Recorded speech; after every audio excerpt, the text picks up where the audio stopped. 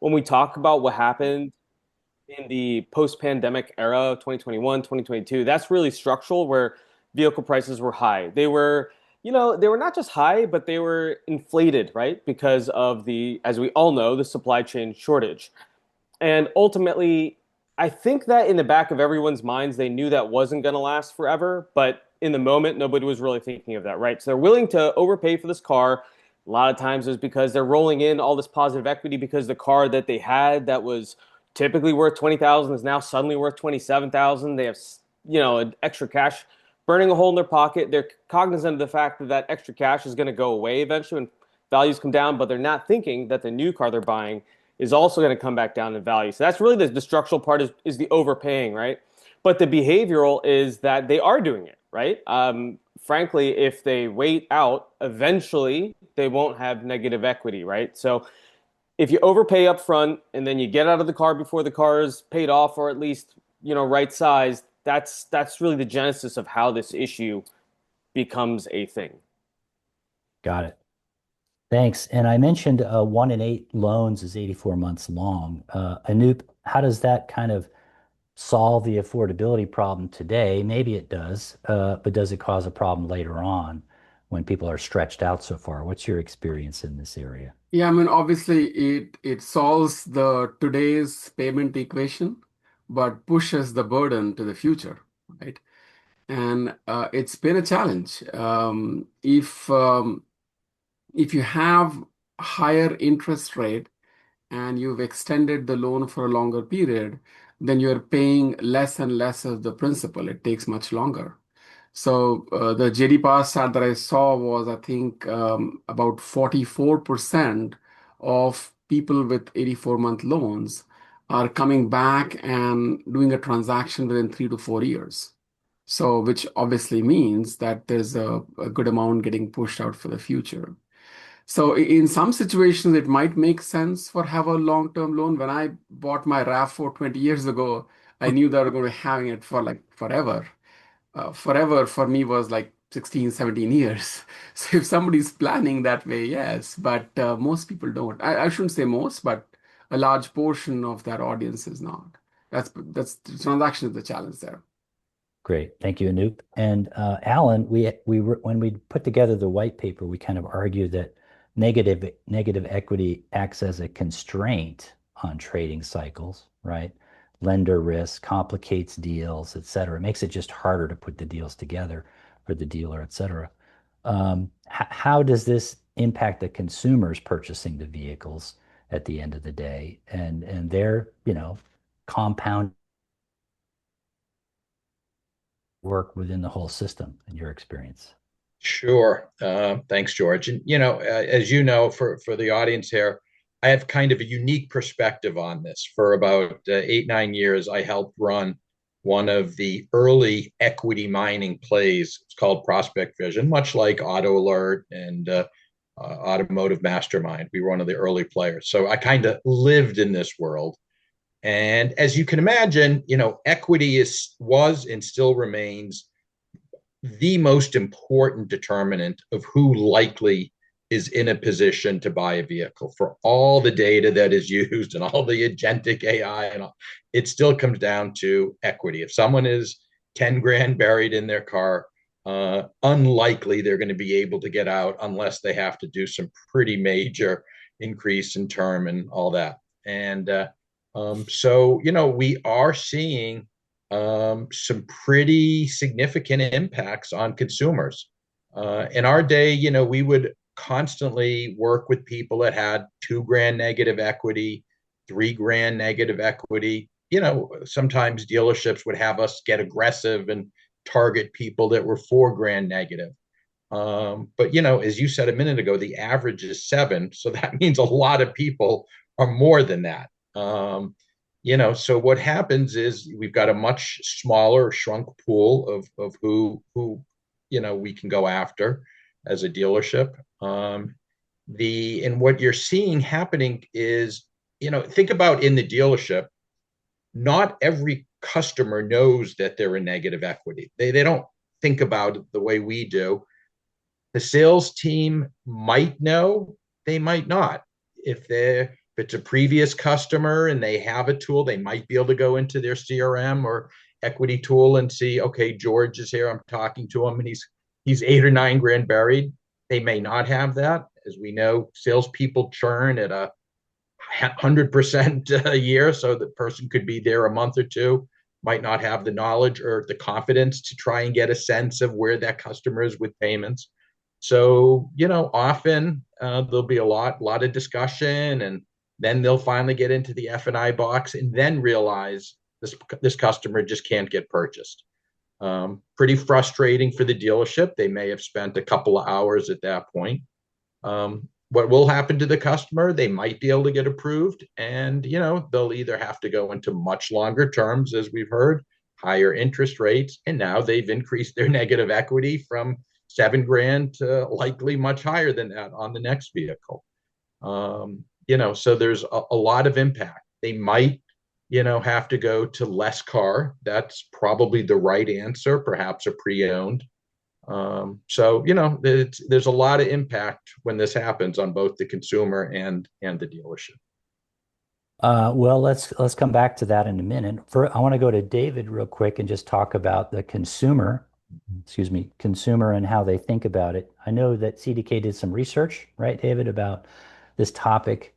What were the reasons that consumers gave for doing this? They actively understand they're trading up, having higher payments, and getting less equity over time.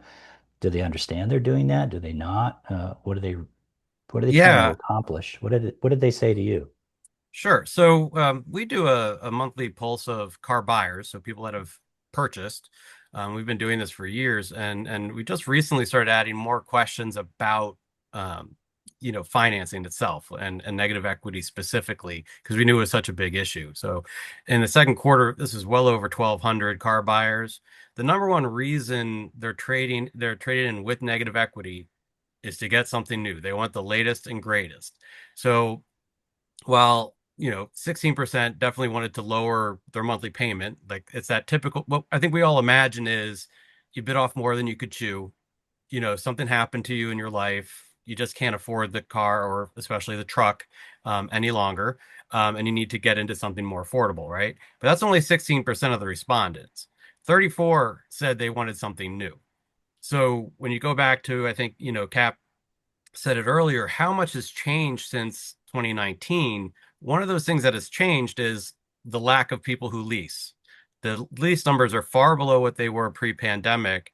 I think people who like to do this, they want the latest and greatest. And this is also why those numbers are so high, because like the average transaction price, a lot of this is happening at the luxury level.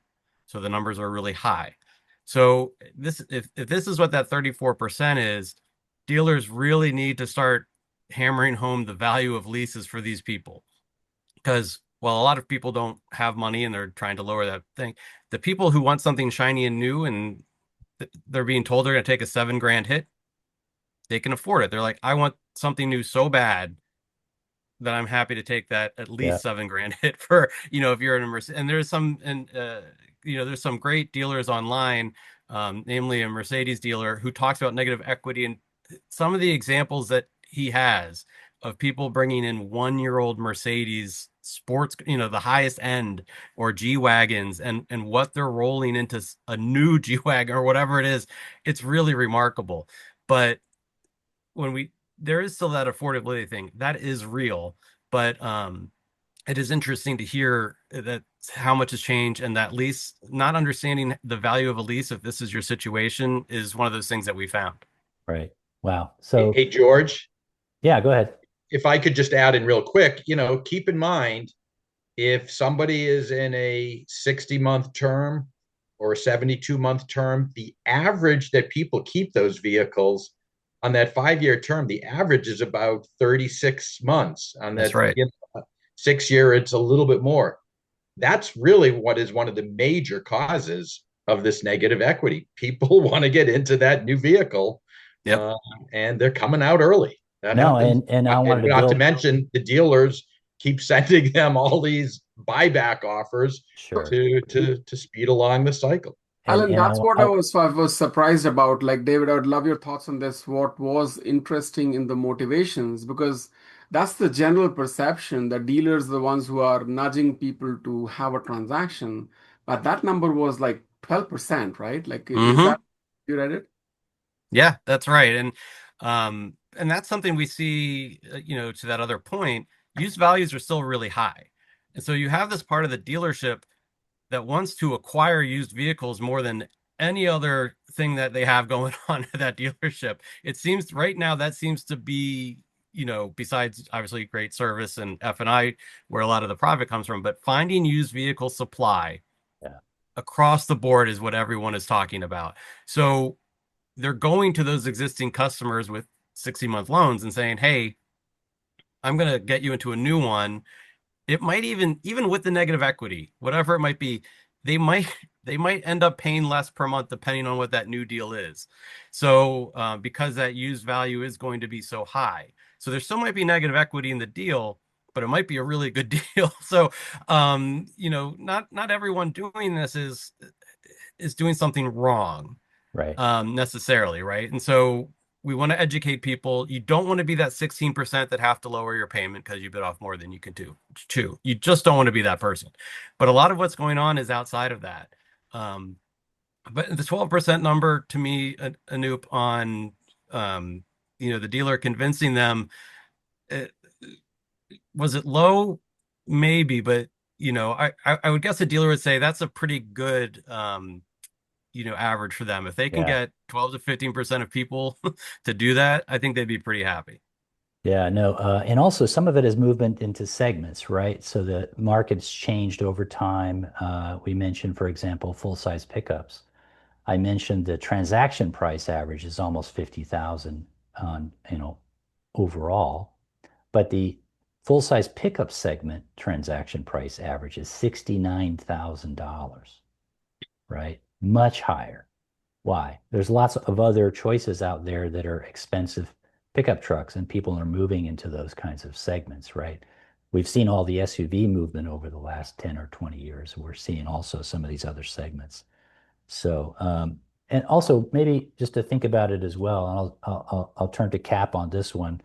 There's a dynamic, right, where at the beginning of the period of your loan, you're going to be underwater, relatively speaking. And then at some point you come out of that, right? And in theory, when you go trade the vehicle in, you're not in that position. And so there's some point. And is that point shifting? Is it changing, right? I mentioned earlier the old rule, 20% down when you buy a vehicle. Well, if people are only putting 5% down or 2% down, whatever, they're not going to be in that same position, right? So is there some dynamic there to think about that we see different actions right now? Yeah, George, that's a good point because the thing is that I think the average consumer doesn't have as strong of a grasp of how a depreciation curve works. They know that a car depreciates a little bit more upfront, but how much more is not always easily understood, right? Something like let's take a very easy example, right? So anything extra that goes into the car, all of the fees, the sales tax, none of that are you're not getting back. So if you trade in the car 1 month later, all of that, which can be can be 10% of what you paid, is just gone, right? So there's things like that people aren't always considering. But even then, the average person generally thinks if they've owned a car for over a year, there's this bias where they think that what they owe on the car is probably about what the car's worth, right? And as we know, that just simply isn't true. They're almost disconnected in a sense, right? They both go downward at some point, but that's pretty much about it, right?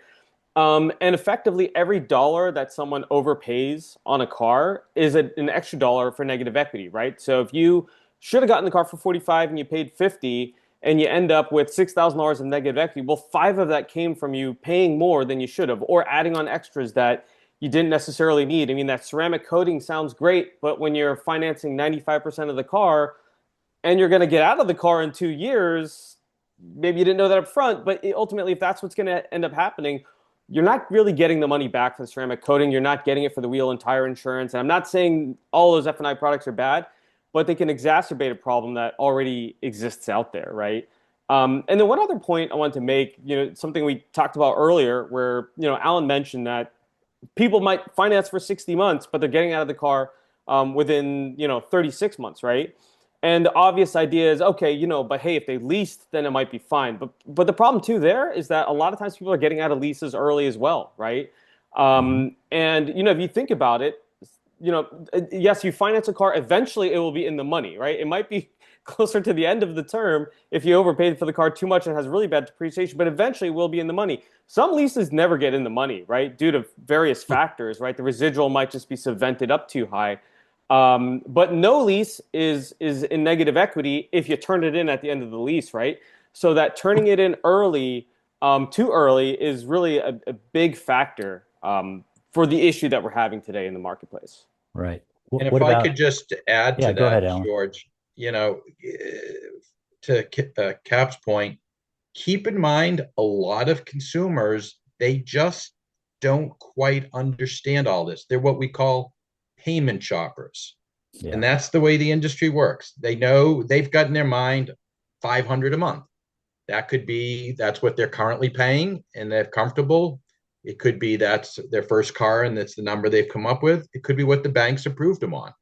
So to them, I can handle 500 a month. And if I go in after 24 months because I want that shiny new vehicle and the dealer says, yeah, I can keep you at 500.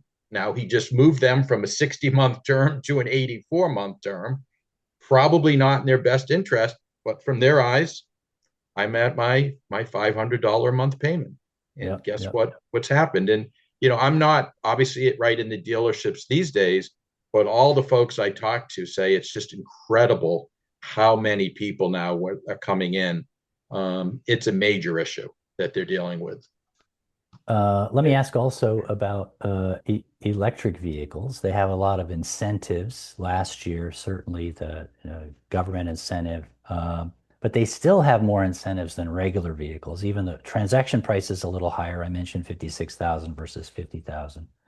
Anything particular about that? Are dealers looking at that and saying, well, there's more incentives on that, so there's reasons to move people into those cars that are in this situation? Anything dynamically that EVs are unique about in this idea or particular about EVs? Anybody have any thoughts? Yeah, we do a ton of research into EVs, and we recently started something called an affordability tracker, where we track the transaction prices of the most popular cars in the country. So it's a very different number than the average transaction price. But anyway, I started looking at the EVs, the data we had on EVs, even though they're not the most popular. Incentives recently have plummeted. The automakers are not incentivizing the EVs the way they were even in January. So there's this period that we're sitting in on the EV side. Now, that's not to say their transaction prices aren't low. They are, and the incentives are still large, but they're not what they were in January. They're not in the 8, 9, 10, $12,000 like they were in January. They're much more realistic. But that said, um, it would have been a problem if you bought an EV with the long term and you had all the bad things, if the used values had plummeted, as a lot of people thought they would. They did not. And used EV values have started coming up the past few months, maybe the past 6 months. They are not, everyone was getting steals, in November or December of last year after the incentives went away on used. That's not the case anymore. So if you bought, and you got that great deal 2 or 3 years ago on an EV, you're going to be in a good situation right now.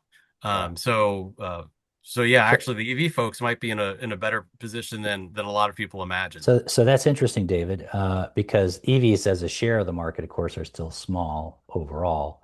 But there was a big uptick 3 years ago in EV sales, which then all those vehicles come back off lease, et Hmm. cetera. So there's actually more supply now of nearly new EVs than before. Yet you're saying the prices are holding; they're still there. Yeah, Uh, and lease returns yeah. being the biggest thing that the industry has been talking about. But yeah, they've held pretty steady. Now a brand like Polestar, that that might be one where the values will change a little bit, but the tried and true players, the ones that'll stick around, no, their values are holding. Yeah. Well, I I mean, believe there was an article literally in yesterday's Wall Street Journal about a lot of EV customers leases are coming due, and they were at $300 or $400 payments, and now they'd be going out at 600 or 800 or Yep. $1,000 payments. So all of a sudden, people who thought they would be EV customers for life and have that charger sitting in the garage are, obviously a lot are going to hybrids, but people are moving back to ICE just because they can't afford to double their payment.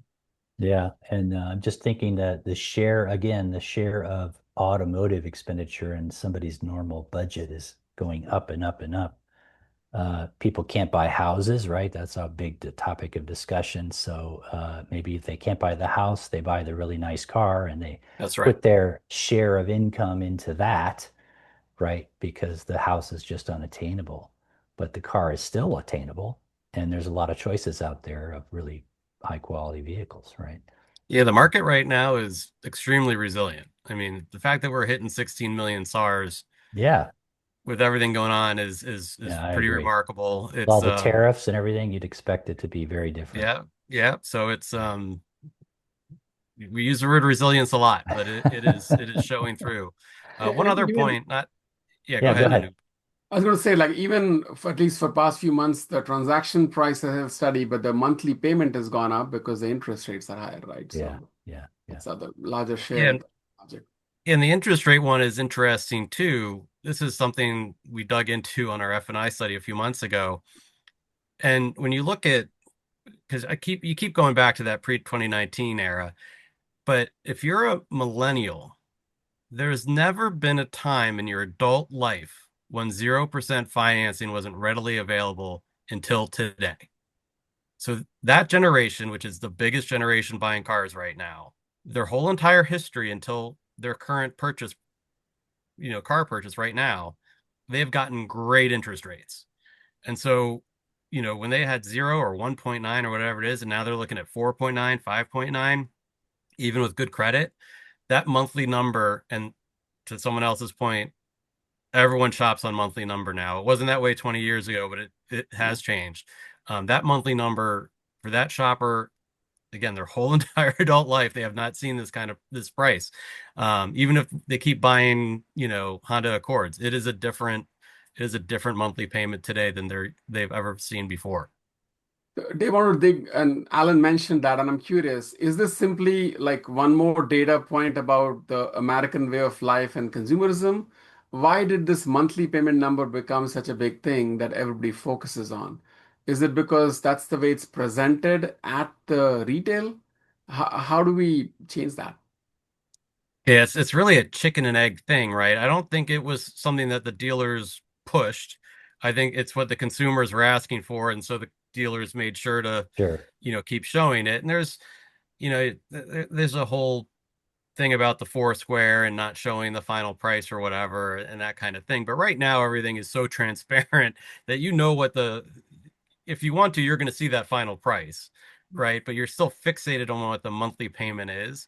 It, I don't know if we could come up with a reason, I think it would be remarkable, but it is the reality of the way things are. Well, Um, I mean but yeah, that yeah, dealers marketing should be approach has showing been around for a transparency while. across the board. Yeah. I Yeah. mean, dealers should be showing the monthly payment, obviously, the interest rate clearly, the term clearly, and the out the door price clearly. And that's what they're really focusing on post this FTC thing that happened, that they should be showing it all. But if a buyer gets that whole list of all that transparency, they're going to zoom in on what the monthly payment is no Yeah. matter what. Yeah. So, couple of thoughts. One, I'm old enough in the car business to remember working at Ford when they launched personal leasing and they called it half a car, right? Pay for half a car.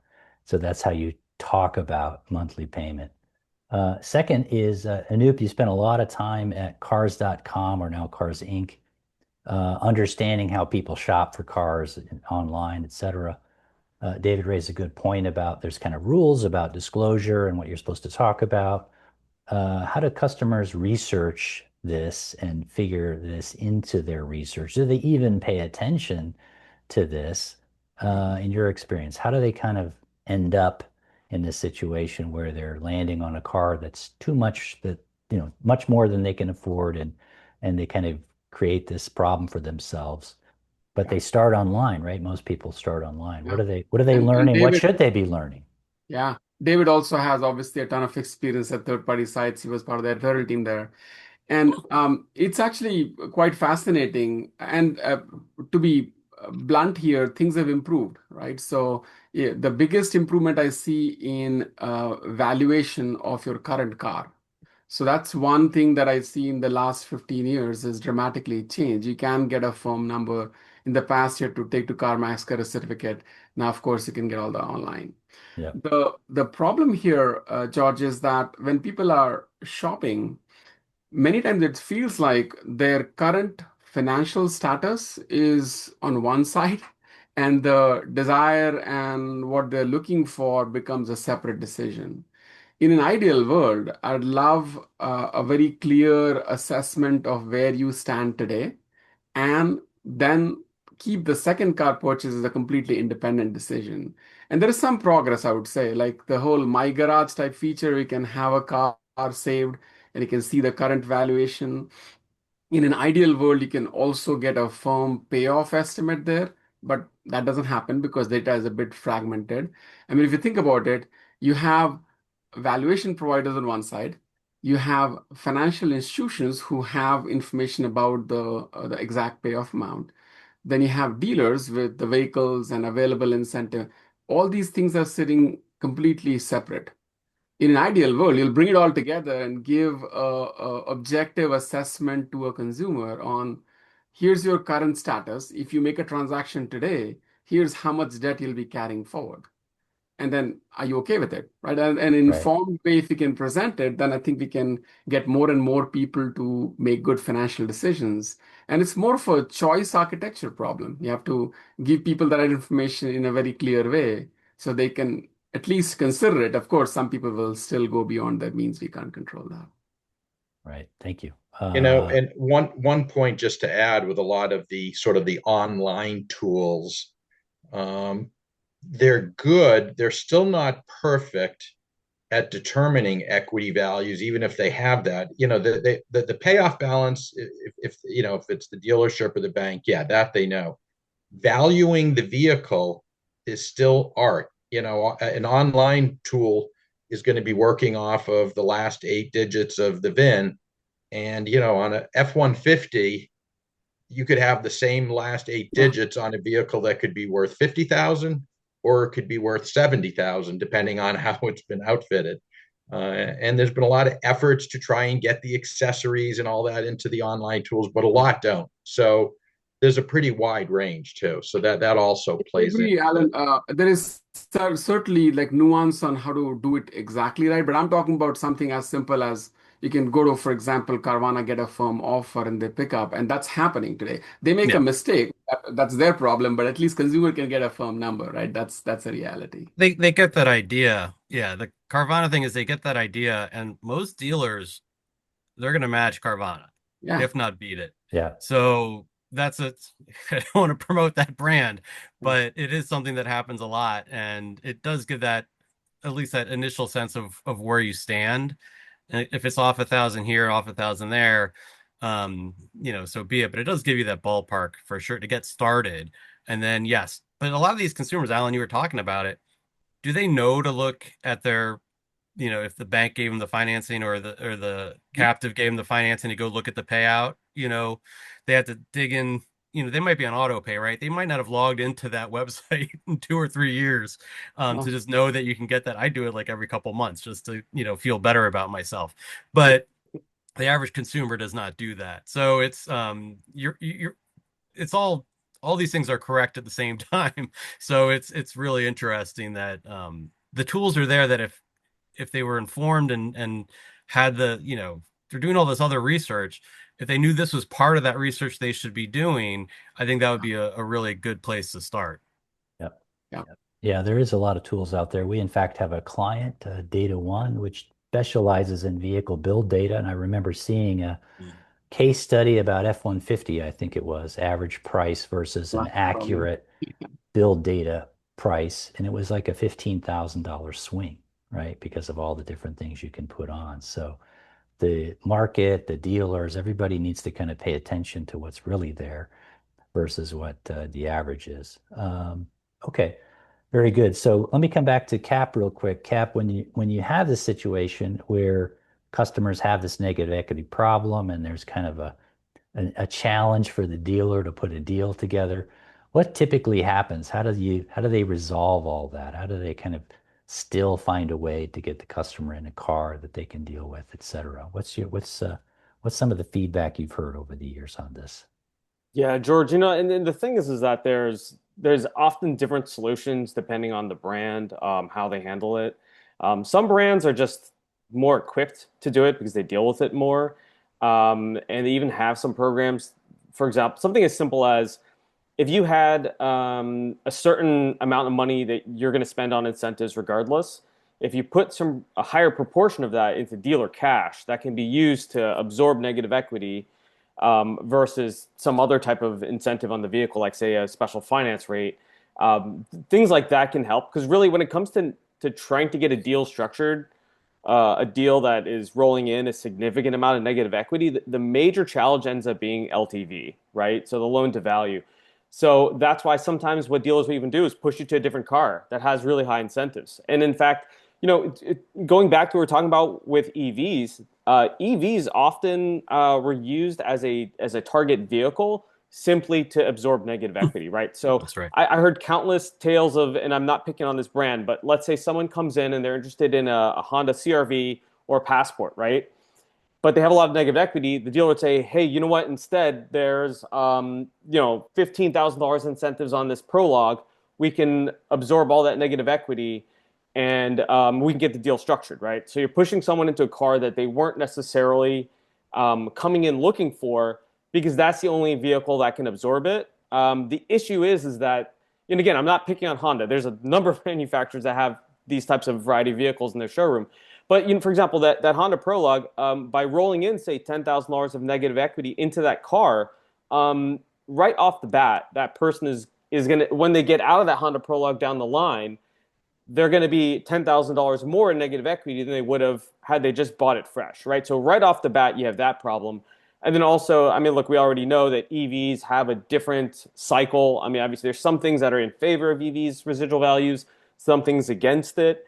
But if that person did buy that CRV or that Honda Passport, they really know what they're getting 3 or 4 years down the line. The Prologue is a little bit more of a question mark. And again, nothing against that vehicle, but it's not as tried and true at a minimum versus say a CRV, right? And we talked a little bit about the EVs and what the factors are happening right now. I just want to touch on that real quick. So obviously, right now, just like in 2022, high gas prices mean high demand for those used EVs. There's also the lower incentives we know because the federal tax credits came off. But there's also, for example, zeroing out some of the penalties for CAFE credits. So, corporate average fuel economy. So there's less motivation for the manufacturers to have to push EVs or even build them, right? Now, initially, they already were building the EVs. So a lot of them are matching that federal tax incentive. But over time, now that they can just build less of them and they don't really need it for their average fuel economy, they're just going to cut down the incentives and cut down the production and let it, be more of a natural level. But what that means is there's less EVs that are going to be in the marketplace, less competition. Brands like Polestar are pulling out. Other, Acura ZDX, Honda Prologues are being canceled. There's just so many different dynamics that it's just a really interesting time. Yeah. Not forget, Cap, that most of the EVs were sold at a loss for the OEMs. These have still been, high cost vehicles to build in low volumes. So in some cases, the lower EV penetration has been very good for their bottom lines. Right. It's true. So let's turn our attention a little bit to the dealers themselves, right? So we have, I'm just trying to think about as consumers plow this, equity or negative equity into each transaction, they have higher payments. Maybe they have a 60-month loan. They turn the car at 36 months. So they come back more frequently. David mentioned a 1-year sports car at Mercedes, those kinds of things. On the one hand, that sounds great for dealers, right? More transactions, higher transaction prices. So I can just imagine that it seems like a great idea for dealers. On the other hand, Cap mentioned how tricky it is to get people into a car when it gets too out of control, right? And you got to find a car that has enough incentives on it to even make the deal happen. And then, of course, we didn't talk about the next time that person comes back with that off-lease prologue and they have that 10,000 problem that Cap mentioned. So I see some reasons why dealers would say it's not a problem and actually is good. And I see some reasons why they'd say it is a problem and it makes my life difficult. Where do dealers fall out on this topic? And can we find ways to A, help the consumer, educate them? We talked a little bit about that, but B, educate the dealers, have them focus on maybe different ways of doing things. What I'm thinking about is, a long time ago, nearly new cars turned into something called certified pre-owned cars, right? That didn't exist when I started in the car business. And now it's a very common idea, which is a manufacturer certification around something new with a warranty, and all of a sudden the used car looks different than if it didn't have that. So there's marketing tools that can help dealers sell cars. And, is there something here that we could do, invent to help dealers? But first, what do the dealers think about this problem? Do they think it is a problem or not? I mean, keep in mind, let's think about the dealer world. These folks live on a 30 or 31 day cycle, and they all have pay plans, and it is as pay plan driven an industry as any. Mhm. And if any of us were in working in the dealerships, we'd be no different, trying to hit our 30 day pay plan so that we can buy milk for the kids and all that. So generally speaking, you're going to focus on whatever it takes to sell the vehicle. And if that means moving a customer from 60 months to 72 or 84, you're probably going to do that. I don't know of too many, dealerships that say to their zone manager, I didn't make my target this month because I didn't want to pull some people out early because I was worried about pushing them into negative equity. That's not something you typically hear. Yes, there are absolutely, dealerships at a higher level that, the leadership, they understand, that it's good to help manage your customers. They do want to see them coming back. And, if getting the customer on the right car has always been important. And if the customer comes in wanting the $54,000 XLE, you might want to try and push them into the $42,000, LE model. But, again, keep in mind that morning there may have been a sales call where the $48,000 one is one of the 10 oldest in inventory, and there's an extra $500 Yeah, spiff. So yeah, I want you to put them on Yep. that one. So, it's that's the real world we live in. yeah, Yeah, yeah. I think where that's totally, Alan's totally right. I think where the dealers are actually changing their tune isn't necessarily on the negative equity part specifically, it's on the length of the term.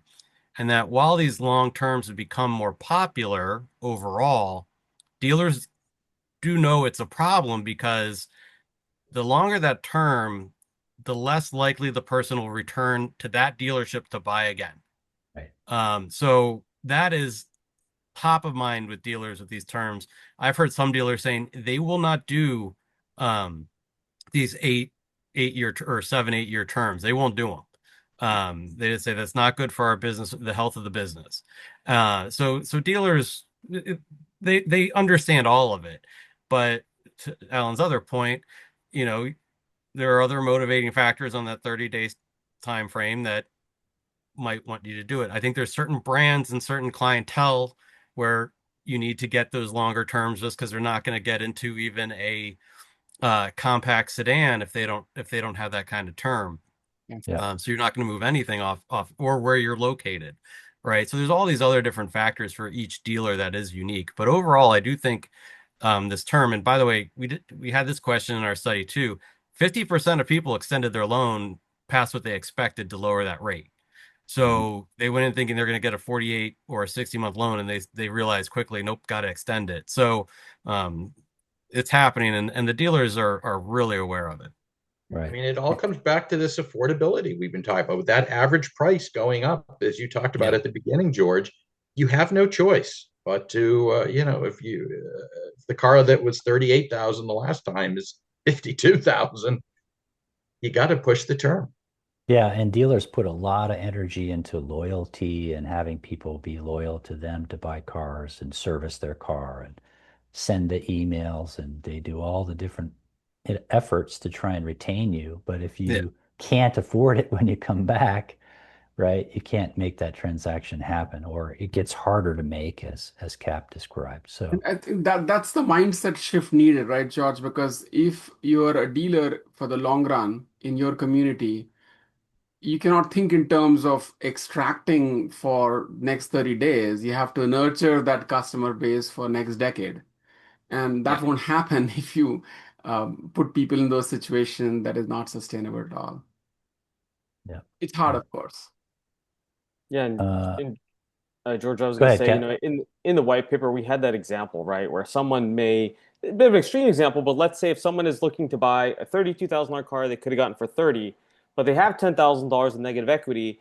Now, a dealer can make the deal work, but it might mean, hey, they got to go buy that $50,000 car with incentives that bring it down to 40, so they can roll in that negative equity, and one thing leads to another, and sure they can extend the term, but they're financing a lot more car than they really needed because that's the only way to get it to happen, right? And ultimately, I mean, dealers aren't, as Alan said, dealers aren't in the business of saying, hey, you know what? I know you want a new car, but how about just keep paying on your car, come back in 15 months, come back in 24 months, and we'll talk about it then. Don't go to any other dealer. Just wait 2 years and then come back, and then we'll sell your car, right? It's just not the nature of the business.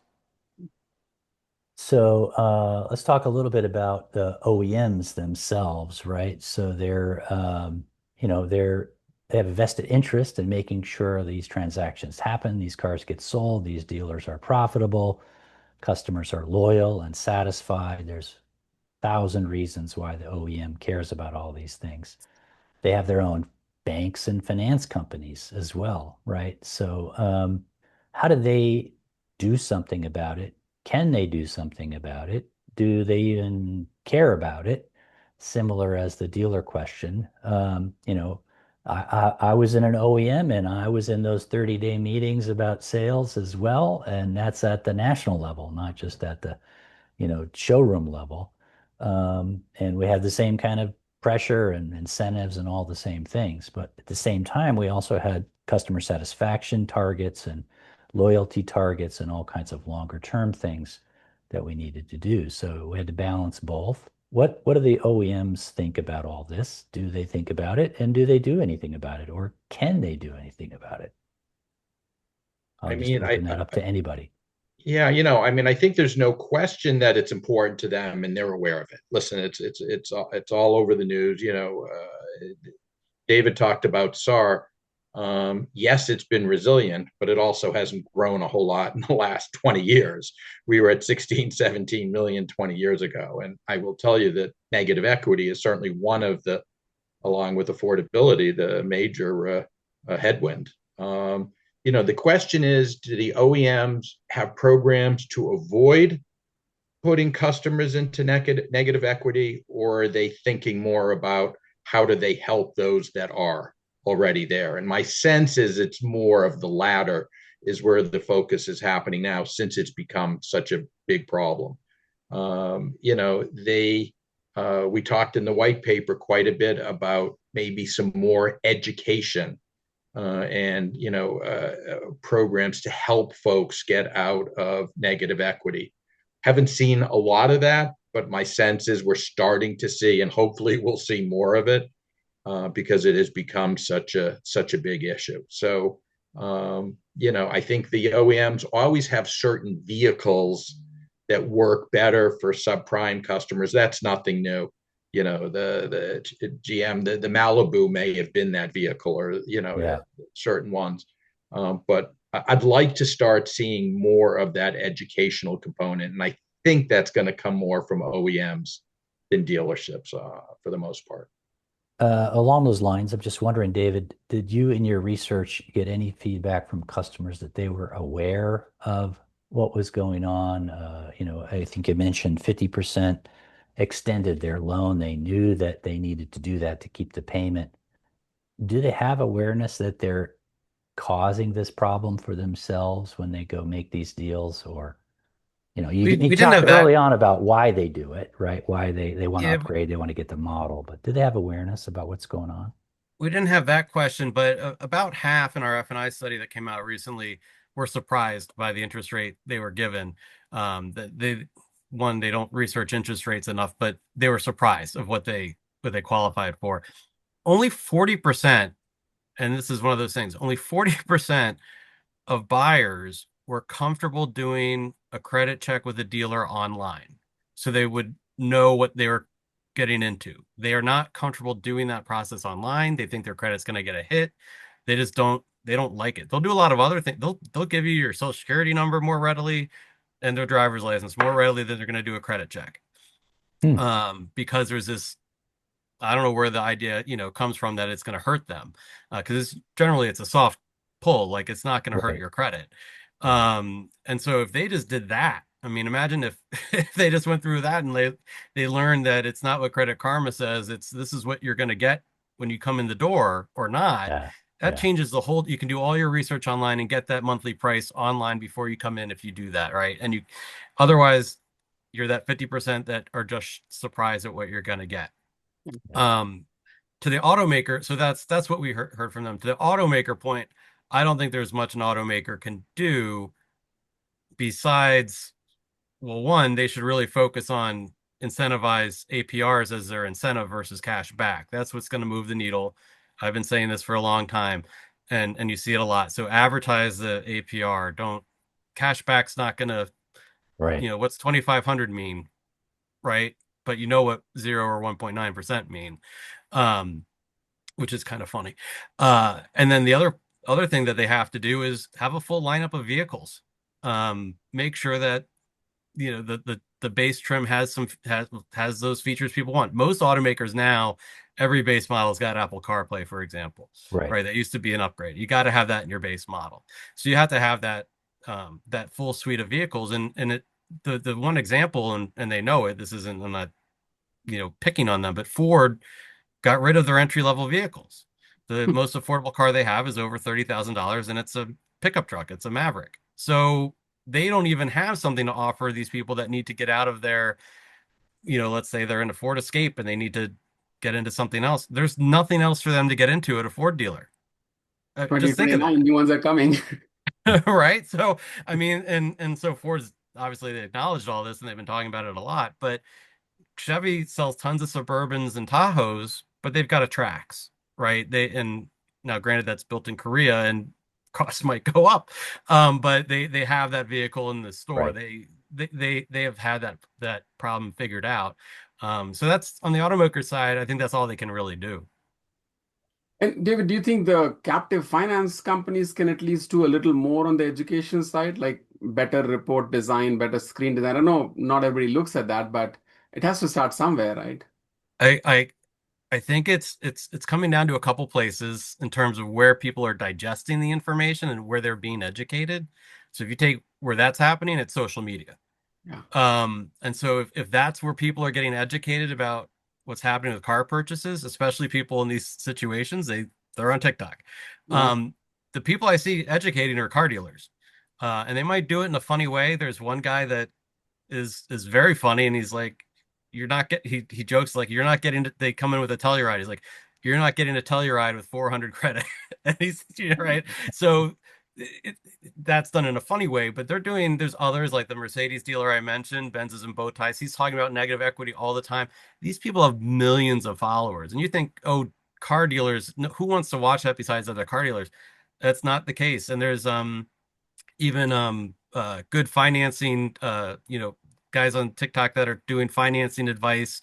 There are some really horrible people that do it, but some of the most popular really, again, they're almost brutal with their honesty of like, you pay how much for the car you're in, like that is not normal. You should not be spending this much on a car payment when you only Right. make this much. And so it's honestly, I think it's how can automakers, if they want to do it, or the captives, that's where they need to play. But right now, Yeah. dealers are the ones doing the educating. Which is Well, that's interesting. I mean, ultimately, it's about like better personal finance and more discipline, right? And Yep. when I was growing up, we were taught that if it's cold, don't spread your legs beyond the blanket, and that's like basic common sense. But I think the system is not supporting it. I mean, nobody has the incentive. Dealers have to do the 30-day plan transaction. OEMs want to sell more. Lending institutions want to have more loans, right? So it basically goes back to the banks and the credit unions and the nonprofits to educate the consumer here. Yeah. That's part of the solution. Yeah. Well, we have a few minutes left. If there's any audience questions, feel free to put them in the chat. We'll be happy to try and address them in the few minutes we have left. Any other topics we left out, Cap, Alan, Anoop, David, that you would like to bring up? Anything else related to this issue? Yeah, I want to make a quick anecdotal point. So Alan mentioned earlier about how people are payment shoppers. I just want to give a quick example. I had a friend of mine who he had a luxury car and he basically traded in for the newer version of the same car. His car is maybe like 3 or 4 years old, and he's bragging, you know what? I got a brand new car, I got all the new features, and I got a lower monthly payment. Isn't that crazy? And I'm like, and I'm thinking in my head, I'm like, you had 12 months left maybe on your payment, and now you have 60 months left, and you probably had a lot of positive equity that you rolled in to get them to give you a payment that's $20 lower than what you had before. And it's just because again, people are fixated on the payment. They're not thinking about now they're paying for 5 years, not 1 year. They've added Yeah. the extra years. Yeah. That's Yeah. that's the way Yeah. that's just the way it works, right? That's how the math is Yeah. supposed to work, Cap. And they're like, oh, I'm surprised. Like that's the math. That's how the Yeah. math is mathing. Yeah, and it's interesting you said earlier on, David, about millennials, right, being the biggest group, and that's interesting to think about. You have all these baby boomers all kind of retiring, and they're in a different space buying these vehicles, and the average vehicle is just getting loaded and loaded and loaded. I mean, I see $80,000 trucks all the time around, and it just amazes me high school kids driving brand new Broncos and Jeeps, and those are, expensive. Yeah. So somebody's spending money on these things, that's for sure. Yeah. Quote Ian Malcolm: "Just because you can doesn't mean you should." Yeah. One Yeah. of the things that I haven't seen a lot of in our industry, you see some, is the concept of refinancing. Yeah. There are a lot of people who make their payments regularly. Interest rates have come down from a couple of years ago, their highs. And I think there are a fair amount of people who could qualify for a lower interest rate that would get them to positive equity more Yeah, I mean quickly. You don't that see a kind of lot of gets that. no, you don't. And that gets to the marketing idea maybe. You have refinancing in homes. People do it all the time. It would be amazing to get to car equity loans, not home equity loans even. That would be interesting. But what are the marketing tools to try and encourage people to do that and right size their payments? I think that exists. It's possible to do that. We just haven't really tried that hard. So anyway, really good conversation. Thanks everybody for sharing your lunch hour with us. If you're on the East Coast, if you're on the West Coast, thanks for sharing your morning with us. Recording will be available and sent to everybody that's registered. And we really appreciate your attending. David Thomas, thank you for joining from CDK Global. Anoop, Alan, and Cap, thank you for joining. Great discussion. And have a great rest of your day, everybody. Thank you Thank all. you. Yeah. We'll Thanks so see you. much. Bye-bye. Thank you. Bye-bye.